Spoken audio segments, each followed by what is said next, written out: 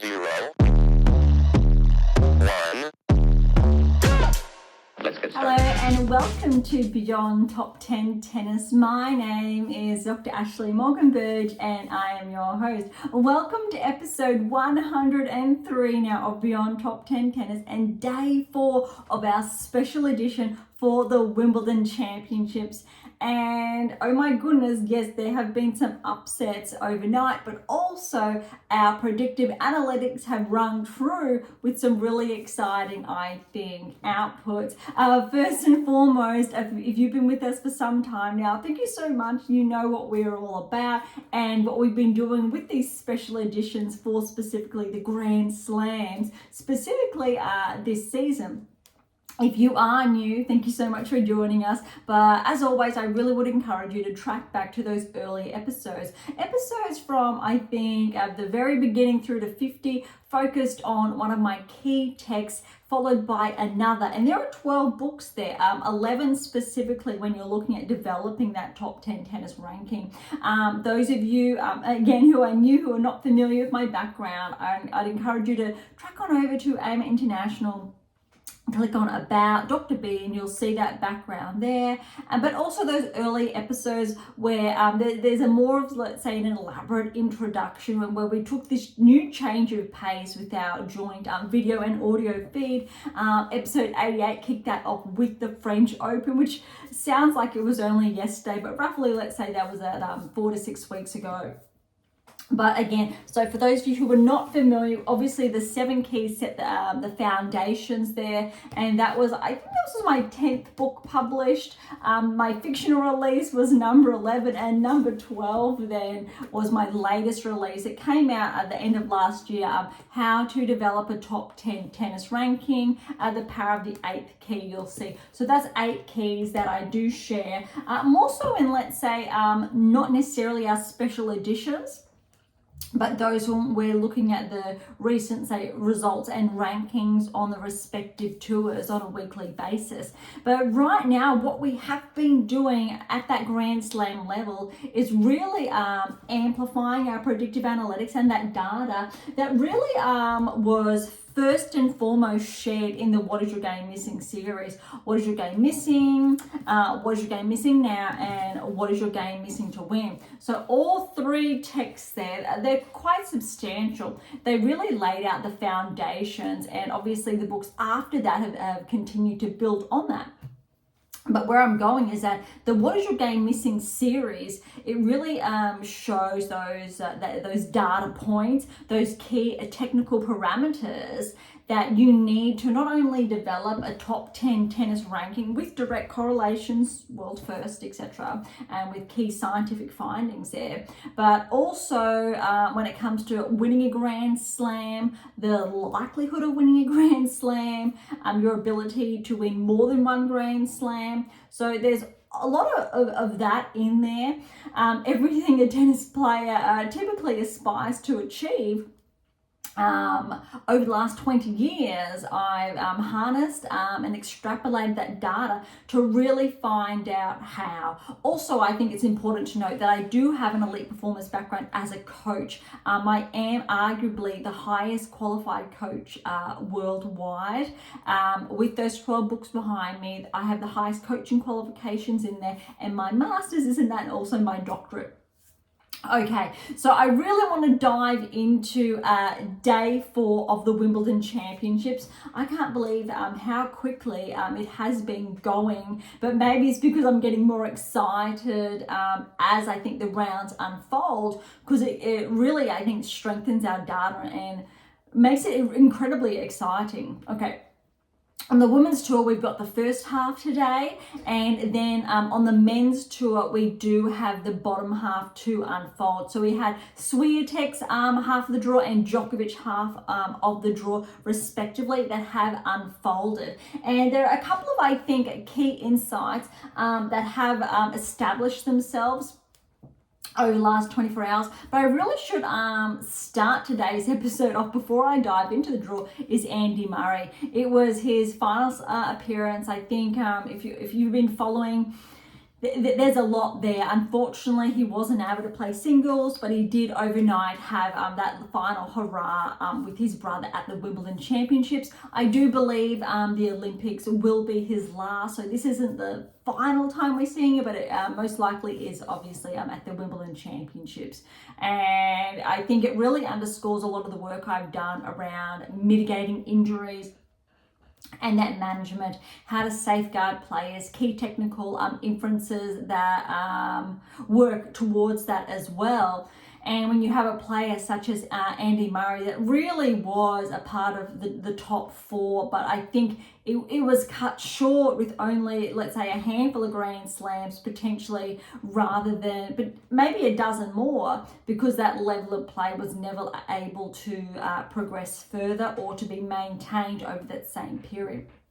Obviously, there's longitudinal analysis there and studies, but really insightful. All right, let's kick things off with Swiatek, Martic, and all of these are capping off the second round results. So, look, 4-3 to Swiatek. Martic, look, I think she played okay despite having a couple of niggles in her back. Was Swiatek playing her best? Absolutely not. But that's actually a really good thing. She's just been finding her groove, and she did the same thing in the first round. So I'm really interested to see how she plays next in the third round, if she lifts her game up a notch. It's a very different, I think, game plan for her on grass opposed to clay, but it's equally as interesting to watch it unfold, but also to see how Swiatek's game continues to evolve as the rounds progress. All right, upset of Siniakova, the 27th seed, is at Putintseva, 6-love, 4-6, 6-2. Noteworthy here is Putintseva has been tracking this season. So when I say tracking, we're seeing some results that we wouldn't typically see. So some upsets, those 1, 2, third round results, maybe a little further. And you would have heard me share this over probably the past 10, 15, probably 20 episodes of key players that have started to make inroads.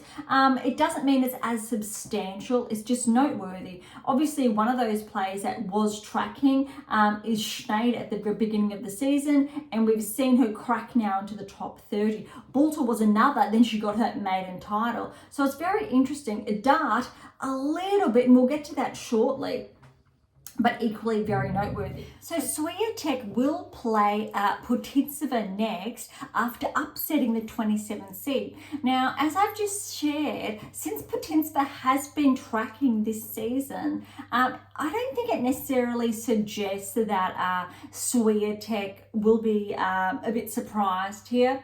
But what I think it really does also suggest is that it's not going to be as straightforward as potentially the rankings suggest and or the seeding suggests. So that's going to be, I think, a really good third round match for Swiatek as she ideally tracks towards the round of 16, because that's when it's really going to, I think, get a little bit more problematic for her. All right, Garcia was upset, 23rd seed. This was potentially insinuated in earlier episodes. Pera, very good win in 3, 3-6, 6-3, 6-4. Garcia really has been struggling to track at the Grand Slam level consistently, and you know there have been a couple of players like that, but this is one of the, I think, the key indicators why Garcia is no longer ranked inside the top 10. Next down, Ostapenko over Sniger, the qualifier, 6-3, 6-love. She is on fire. This is the best I think I've seen Ostapenko play since the beginning of the season, where she became a barrier breaker, then shortly regressed thereafter. But Ostapenko is a red hot favorite. She's going to track ideally, and so is Swiatek. And round of 16, I think potentially if Swiatek does not find her A game, let's say almost synonymous with her level of play at the French Open, Ostapenko is probably favourite, which is almost really upsetting to say. Granted Swiatek's success, and she's such a likeable player. Huge fan of her metrics, but also because Swiatek, believe it or not, was actually one of our first players through the What Is Your Game Missing series that I've shared with our predictive analytics that noted her to win her maiden slam. And obviously it happened shortly thereafter, which was really exciting. And our data has been tracking and following her progress since. Ostapenko, we know she has that Grand Slam to her name a number of years ago now, and she's really clawed her way back after having a number of seasons where she was, let's say, she reached a relative performance plateau. And I believe that Swiatek has not been able to beat Ostapenko previously. So Ostapenko actually has a win record against her. So that is going to be a very good, I think, sign, providing both these players do progress through, of Swiatek's level. I think if Swiatek does get through that, she has to be red hot to progress through to at least the semi-finals, but it'll put her in good stead should Rybakina be there waiting. Okay, Collins, she had a very good win over Galfi, another qualifier, 3 and 4. Now, Collins is going to play the number 20th seed, Haddad Maia. She 3-love over Osorio. Osorio, unfortunately, did need to retire. Now, I think this would be very interesting. Haddad Maia, we know, she did become a barrier breaker, I think a few seasons ago, roughly, I think 2, was briefly ranked inside the top 10, and then has regressed thereafter, which really does align with her current result, or at that time. But she is also on track to smoothly progress through to the round of 16, which really does align, I think, with her performance and results this season so far, and also more likely to track through a lot more easier through to the quarterfinals than obviously Swiatek and her respective quarter. All right, Krejcikova had a very good win over Volniets. Even though Volniets is a qualifier, she has been tracking, and Krejcikova has been regressing. But look, 7-6, 7-6, 8-6, 7-5, which is a really good result for Krejcikova. Even though despite the scoreline, it's I think a very good performance from her end, because she will play Bozes Maniero next, who got a win over Buska, 7-6, 7-1, 6-3. And Krejcikova is definitely favourite there to actually track also towards the round of 16, which I think will be her best Grand Slam result this season, and may push Krejcikova back inside the top 30 and put her actually in quite a really good position to progress further. However, you really need to say if Collins does get through and Krejcikova, Collins is definitely the red hot favourite, and all going well to then progress through to the quarterfinals and potentially even further. Okay, tracking down now, Rybakina, a little bit of a surprise there from Seidman, 6-3, 3-6 to 6-3 to Rybakina. However, Seidman again has been making some inroads this season. We know she's sensational on the doubles court. She's been focusing, I think, more on that singles play at this season. She has sporadically throughout her career, and that's why this story said it was not, I think, a surprise. I'm not shocked that Seidman was able to get a set off the number 4 seed. However, Rybakina did manage to, I think, close that out, even though I think that third set was actually tighter than that scoreline does suggest. This was probably the biggest upset for the day on the women's side. Wozniacki got the win over Fernandez. Layla had a really good week. Well, I think it was over the past fortnight. Wozniacki, she's been clawing her way. She's back inside the top 10. She didn't really start the season that well. The current top 100 were well above her current level of play. She's been putting the work in, and her results last fortnight, I think, speak for this result. 6-3, 2-6, 7-5, and guess who she's got next? I think, without a doubt, this is the most exciting third round match, or on paper, Rybakina Wozniacki, and that'll be, I think, a red hot match to tune into. Obviously, Rybakina is the favourite. However, watching, I think, Rybakina and Seidman, Rybakina was not at her best, which again, understandably, is okay second round result. So we need to see Rybakina amp that level up, which we know she's capable of. And I think it'll be a very good, I think, a match to gauge how well Wozniacki has been tracking so far this season. All right, Kalinskaya, really good win over Boskova, 4-1, and Samsonova, 15th seed, 3-3 over Evanescence. Those two, the 17th and 15th seed respectively, will face off in the third round. One of them will progress to the round of 16, favouring Kalinskaya. She did the same at the Australian Open, progressed to the quarterfinals. I believe it was the quarterfinals, and she wasn't able to quite make it to the semi-finals from memory. Kalinskaya, though, is definitely favourite. And if Kalinskaya does face, say, Rybakina, if she gets past Wozniacki, so if we're going on seeds there, I need to give Kalinskaya a chance because she's really been making inroads, especially the last couple of weeks, in contrast to Rybakina, which is a really interesting metric there to, I think, run that home. However, Samsonova, I believe she did have a really good upset, potentially was it over Swiatek over the last couple of weeks. From memory. So it's not going to necessarily be an easy match there for Kalinskaya. But again, Kalinskaya has been making inroads, not so much after the Australian Open, but she did for a short period of time, a little bit of a lull there, and then came back up to break back into the top 20. Really interesting there. Not as far ahead, say, as Paolini, breaking to the top 10, even though Paolini was around 14-13 prior to the French. Kalinskaya is now tracking, and if she does get a really good result, potentially moving to the round of 16 quarters, if there are some upsets there at Wimbledon, she could very well find herself 13-12 in the world.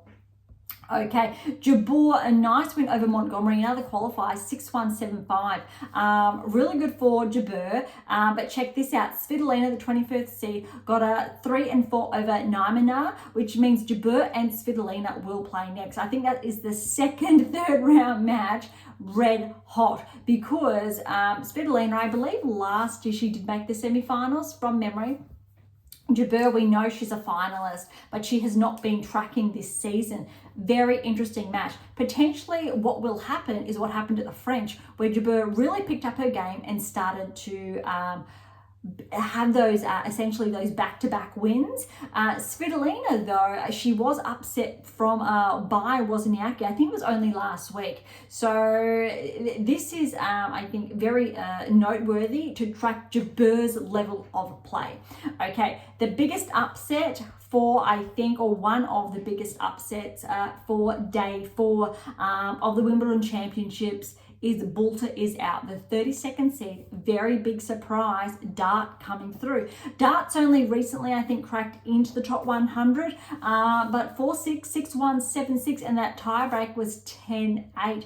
Katie had that grass court title, I think it was 2 weeks ago now, and she was actually favoured to progress potentially in this quarter of the draw, potentially round 16 or further, but that's a very big upset. So well done to Dart. I think this is the biggest win of Dart's career so far. And the other match, Dart will play Wang because Pegula, even though she won that title 2 weeks ago, 4-6, 7-6, 1-6, and so Wang 6-4, 6-7, 6-1, and you can see in that second set how close Wang was to winning in 2. Pegula clawed her way back in that second set, but Wang was too good, 6-1 in that third set. On one side, well done to Wang, bit disappointing from Pegula, but again, we know she's back. 2 weeks ago, she won that title. Last week, I think she lost first, second round. And now it's the second round of Wimbledon where she's out, which, no, it does not correlate with that top 10 ranking. Just when we thought that could be tracking and she would be part of that 50%.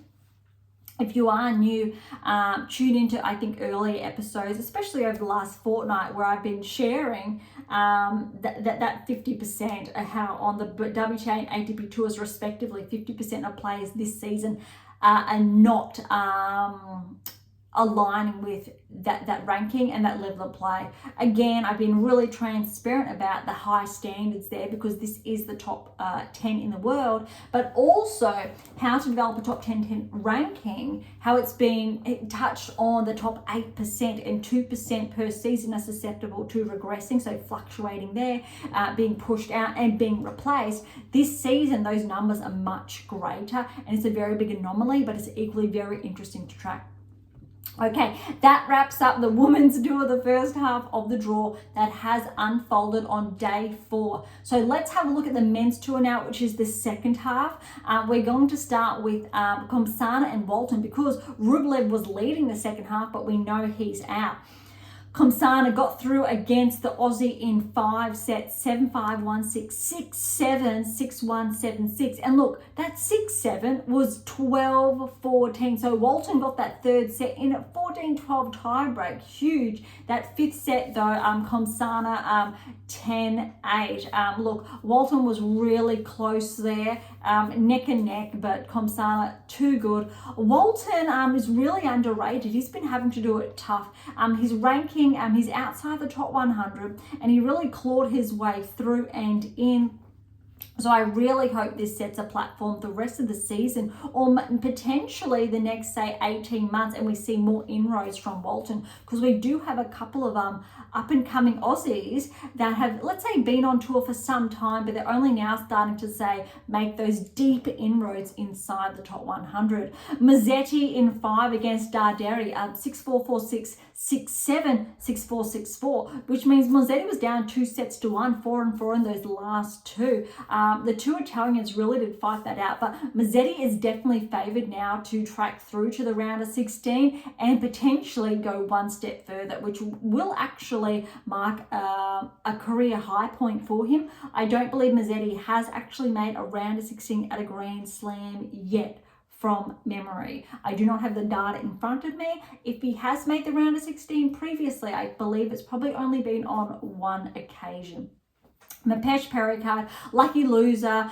You would have heard me share about his breakthrough results prior to the French Open, and that he really is, I think, that dark horse, not so much to track deeper in Grand Slams, but to make those early round upsets. And we've seen him do it on and off, let's say, since that breakthrough run at one of those clay court events, I believe, and I've shared on this, I think whether it was on day 1, 2, or 3, that finalist appearance there, and or if he won that title. I believe it was a finalist, but it's one or the other. I really should go back and check, but if you do, please do let me know. But look, over Nishioka, 6-4, 6-1, 6-2, first Grand Slam appearance. I'm quite confident, other than, let's say, the French Open. First time at Wimbledon, and he got through. So that's a third round berth at Wimbledon. This is a huge result for the up-and-coming French team.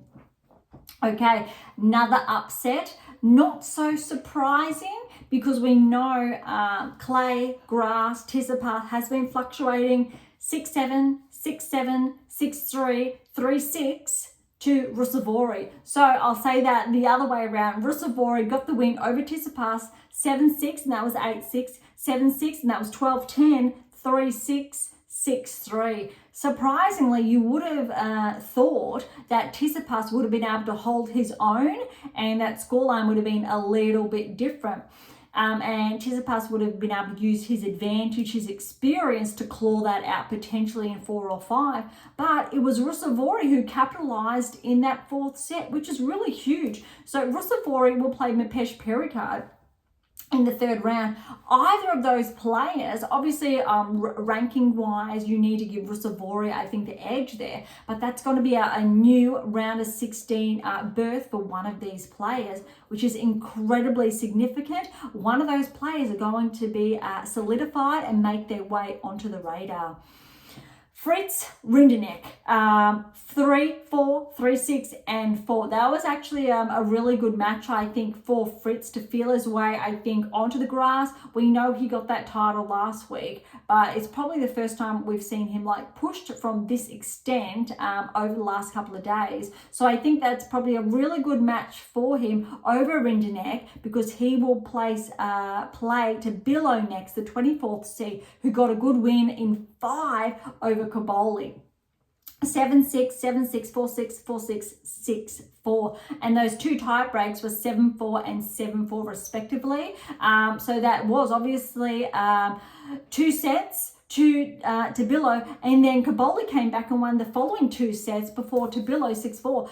That was a really close. We've seen a lot of these close matches so far. Only, I think, in the last 4 days, it's day 4, and there has been a number of these, which is quite exciting, but it really shows the depth of play in these earlier rounds, that even though it's really a matter of points that can separate some of these players from progressing from first to second or second to third. And it's really important to note that some of these players, if they go down in those 5 tight sets, you still need to be really mindful of their results later on in the season, because it could simply have been a tiebreak that didn't go their way.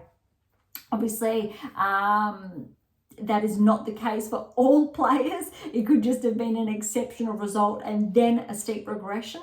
But if that peak performance is somewhat maintained, it's still noteworthy to be mindful of.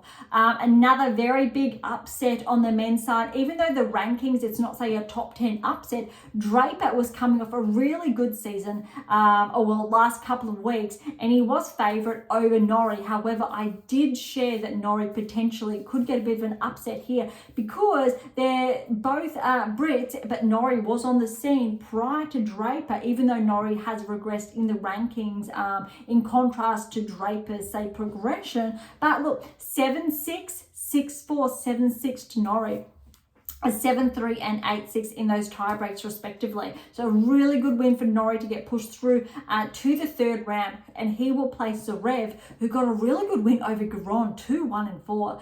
Zverev with that scoreline is dangerous, because Garon had been making some inroads again this season. So Zverev really is favoured in this quarter of the draw, really to track essentially through now to the semi-finals, which is incredibly significant. Okay, the biggest upset on the men's side on day 4 is Hurkacz.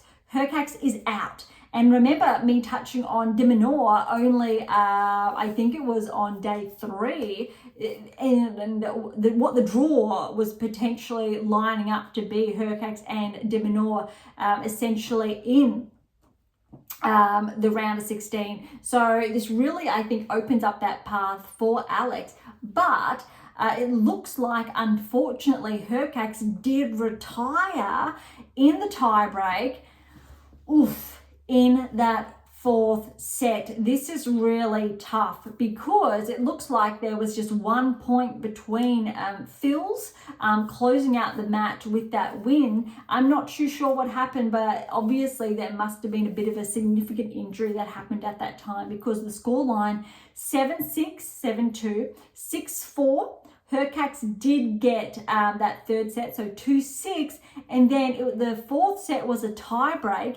Fils was up 9-8, and then it's marked as a retirement. So Hurkacz, we know that he would never, I think, just retire and not let Fils walk away with the win if that wasn't, I think, a substantial injury that has happened there. It's really disheartening. However, in all fairness, obviously it looks like that scoreline, it was 1 point before Fils was going to get that win. But that's really tough. We know Hurkacz was favoured to potentially progress and even cause that upset against de Minaur. But that really opens up just that small part of de Minaur's draw, as again, our predictive analytics have favoured Alex to track through to the quarterfinals, where he's on a crash course potentially with Djokovic. All right, Macaque fell to Sauerland 2-6, 6-4, 5-7, 6-3. That's really interesting. So I'll say that again. Sauerland over Macaque, 6-2, 6-4. Macaque got that third set, 5-7. A 6-3, that's a tough one there. All right, Kokkinakis fell to Pooley. Unfortunately, Kokkinakis did have to retire in the 5th set.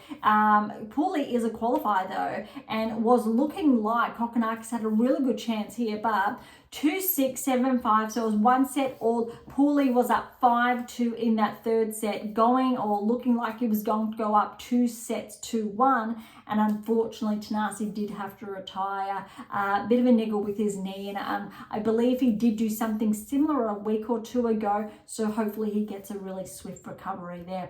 De Minaur, good win over Munna, probably the cleanest I've seen him play. We know he had a really tough match against Duckworth first round, those 3 tie breaks. It was an incredible match. This match, however, I think Alex was able to play a bit more freely, 2, 2 and 5, and probably the first time or indicator Alex really showed that he is a contender, which was really promising to see. We will go on to who plays who next when we do a recap, I think, of the draws to come. All right, Rune got a really good win over Sayboth Wild, and that was in 4 sets as I switch on over, I think, to our other screen. However, Rune, potentially what we were looking at here was Sayboth Wild was flagged to potentially cause some hiccups, but was going to be a really good test, and that's been the case. Sayboth Wild got the first set, but it was 3-6, 6-3, 6-2, 6-2, and Rune now really is on track to progress through to the round of 16. Quite substantial there, and I think it will be his best Grand Slam result this season nonetheless. But it's going to more likely than not help his current ranking, and let's see if he's able to up his ante.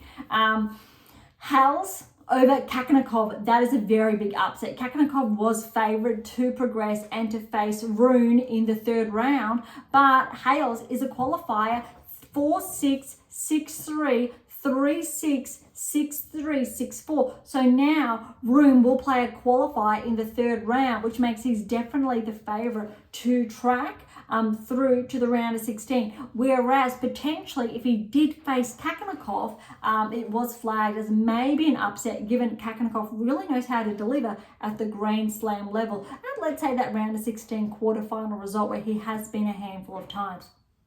All right, Popyrin upset the 30th seed Etcheverry in 5 sets. So it was really good for the Aussie as well. 3-6, 6-4, 4-6, 6-3, 6-3, and Djokovic over Fernley, the wild card, 6-3, 6-4, 5-7, 7-5. And I think those matches, even though I think the last 2 rounds, Djokovic has just lost that 1 set each, or no, it's just the one now. I think that's actually good for him to get, I think, more games under his belt to find his form.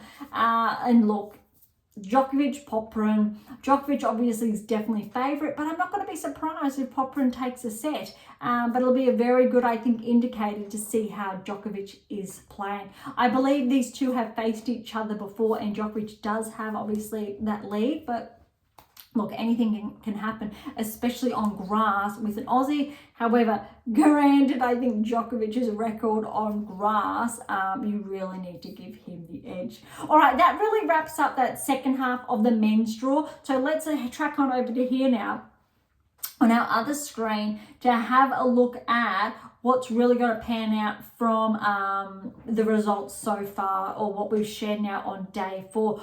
All, I think, second round matches have been done first and second, which means we have all third round encounters at the ready. And all of the rain delayed matches, or ones that weren't able to be played out, now have. All right, so like I said a short time ago, when we're looking at potentially the round of 16, that's Ostapenko Swiatek. Wow. And quarterfinals, it looks potentially like Collins could be making her way through. However, She is the favoured seed. She's the 11th seed, faces the 20th seed. Krejcikova's at the bottom there. But so Collins is definitely favoured to make a quarterfinal run at Wimbledon, which would be sensational. That said, Swiatek, we know grass is not her number one surface. It would be sensational for Swiatek, by all accounts, to claim Wimbledon. But she's going to have to get through, it looks like, Ostapenko or Collins, unless there's an upset along the way. Okay, the other quarter of that top half, Rybakina, Wozniacki. However, Rybakina is looking like she will track, I think, through to the quarterfinals. If she, let's say, amps up that level of play, potentially will face in the round of 16 Kalinskaya. Potentially there could be a bit of an upset there.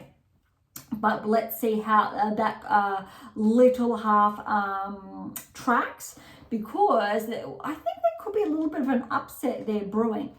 Jabeur Svitolina, very big match for the third round, and the winner there will play Dart or Wang. Now, Dart or Wang, one of those players are going to make their maiden round of 16 at Wimbledon. So that is guaranteed that we will have a new round of 16 player on the bottom side of that half. Other players here not going to be as surprising if they do get through to the round of 16, unless there is a seed that is upset. Which we know probably it's probably roughly 70-30%. It's not 90-10 by all accounts. Some of these players, when we're looking at the grass and how their season currently has been unfolding, there are a couple of upsets still on the cards. All right, matches in play for day 5. We will see some third round matches unfold. So the noteworthy ones that I have tracked, and this was touched on day 3, is Sakkari has a Raducanu third round for one of those players to make the 4th round. Noteworthy, Raducanu's best performance at Wimbledon previously was the round of 16, and that was her first appearance at Wimbledon as well. Really good result, and that's going to be very interesting. Sakkari, how she performs, you need to actually, ironically, perhaps favour Raducanu here. Kasatkina did get through that against Mizuyaki, and that was one of the rain delayed matches. 6-love 2 Daria, that is huge. And Badosa got through against Fedotova, the 17-year-old who took out Mira Andreeva, both 17-year-olds. So Badosa with that win, 4-2, that will definitely help her ranking, to help her crack deep inside the top 90 with this third round result. She's on actually par with Wozniacki and their rankings at this stage. Osaka was around that ranking range, but both Wozniacki and Badosa, interestingly, have been tracking more so than Osaka over the last couple of weeks, and that's why they broke him into the top 100, and Osaka is still ranked outside the top 100. Just food for thought there. So, huge match now for the third round. Kasatkina Badosa. Look, Kasatkina did win that title. I believe it was last week. So she is one of the favourite, like Pegula was, but we know Pegula's out. Badosa, she's been having some intermittent, really good results. So she's been able to find that peak performance, then drop. Hasn't been able to maintain it. So look, neither of these players have made a round of 16, I think, in the past season.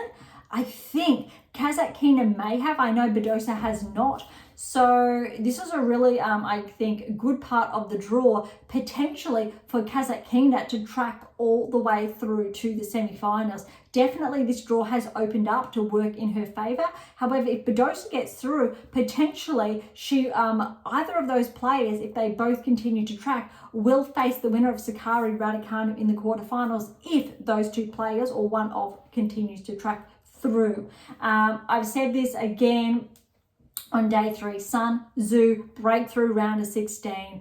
Other ones, Kasatkina Badosa is going to be huge. All right, Yastremska, she's a 28th seed and she will play Vekic. You actually need to potentially favour Vekic with how only in the last couple of weeks she has been performing. Yastremska is the 28th seed. I believe she did make the semi-finals of the Australian Open from memory. So there's a very big chance she could progress. However, Yastremska's results between the Australian Open to now have not been maintained. So you've got the likes of, say, Noskova, Paolini, Kalinskaya, Kostyuk, who all made the quarterfinals or round of 16 to quarterfinals or further at the Australian Open. So Yastremska is the one that slightly lags, but it's a huge benchmark. So she's still having a good season to maintain that ranking inside the top 30. But it'll be, I think, a very interesting encounter because we know Vekic can pull out those surprise wins. All right, Paolini will go up against Andreescu in the third round because Andreescu was one of those other matches that was still to be played. And so Andreescu got that win over the 26th seed Noskova, who I've just mentioned, RE Australian Open, 6-3 and 7-6. So Paolini Andreescu, that's going to be, I think, a really tough test, especially since Andreescu did make the finals of that grass court event now a couple of weeks ago. Paolini is still favoured, but I think it could be a bit tight there. Kostyuk, she did get through against Saville. That was another one that was rain delay. But check out this scoreline, 4-6, 7-6, 7-2, 6-4. Saville was actually leading even, I believe, in that third set. Also, in the second set, that was a huge win for Kostyuk, 18th seed. She will play Keys next, who got through against Wang, 2-2. Keys is a bit of a favourite now in this part of the draw. She is the highest, well, no, she's not the highest seed because Gore's down here, but the highest seed, or behind Paolini essentially. So Keys is on track to meet Paolini in the round of 16, but the biggest, I think, match when we're looking at two seeds who will be facing off against each other in the third round is Keys and Kostyuk. Really interesting because we should on paper have all seeds lining up in the third round, but we do not. And that really showcases the number of upsets we've had, not just on the women's side, but also the men's side as well. Which essentially, I think 50% or 60% of seeds have fallen.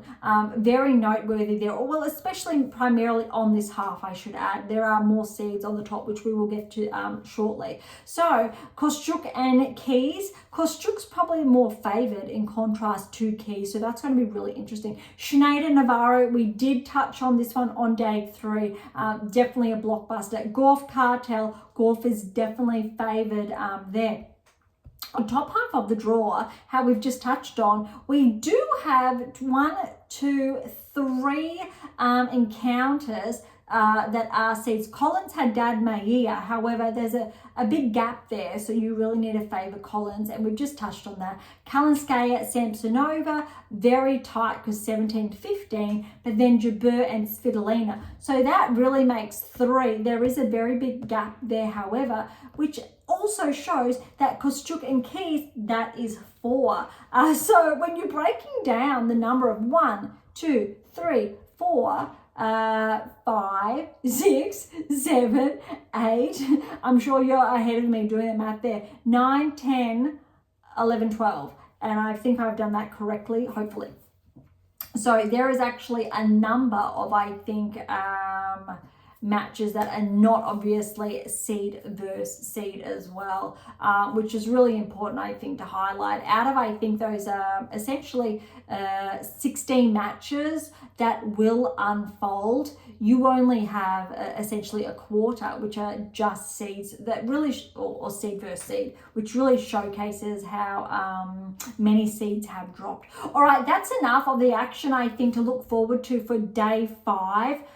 Or day 5 and 6. So essentially the third round action that will unfold over the next, 48 hours on the women's side. So now let's track on over to the men's side and have a look at how the draw is panning out, especially after day 4's action. All right, Musetti, we have touched on a short time ago as well, that he is now favoured to track through to the quarterfinals, which is really significant because Mapesh Perikat or Rusevori will play the winner of Musetti and Kumsana, who took out Rublev in the round of 16. Big breakthroughs there for round of 16 and quarterfinal results. All right, Fritz and Tabilo, both seeded players, so that's one seed and seed, very similar to the women's. There are not many here. That's probably the most interesting encounter given, I think, those rankings. Zverev and Norrie will be a bit interesting, I think, if Norrie delivers that level of play he had against Draper. It's grass, potentially an upset from Norrie here, but Zverev's been playing really clean, and you need to still favour Zverev to make his way through to the semi-finals. However, he will potentially have Fritz in the fourth round, and Fritz did win that title last week. So maybe it's Fritz or Zverev are going to get through to the semi-finals.